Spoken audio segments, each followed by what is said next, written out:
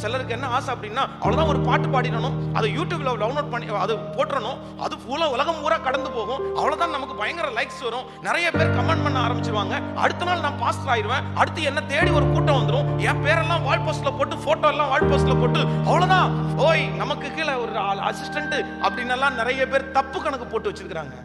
நோமா, ஆண்டவர் அங்கீகரிக்கிற ஊழியன் அப்படின்னு சொல்றது எடுத்த உடனே அதான் உலகத்தான் சொல்றாங்கல்ல, நேற்றைக்கு பெஞ்ச மழையில இன்னைக்கு முளைச்ச காளான். ஓ நோ, அப்படியெல்லாம் ஆண்டவர் வந்து நேற்றைக்கு பெஞ்ச மழையில இன்னைக்கு முளைச்ச காளான் எல்லாம் முளைக்க மாட்டாரு.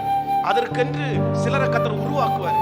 நீங்க நிறைய பாதைகளை கடந்து போகணும், நிறைய காலங்களை நீங்க தாண்டி போகணும். அந்த காலங்களை தாண்டி போனாதான் நீங்க அழகான ஒரு ஊழியக்காரனா, அதுவும் கடைசி வரைக்கும் ஓடுகிற ஊழியக்காரனா நீங்க மாற முடியும். அப்படி நீங்க வந்து எடுத்த உடனே நாம் ஒரு பாட்டிலேயே இல்லைன்னா ஒரு பிரசங்கத்திலேயே பெரிய ஆள் ஆகணும் அப்படின்னு நினைச்சீங்கன்னா, நான் சொல்றேன் அந்த வண்டி ரொம்ப நாள் ஓடவே ஓடாது.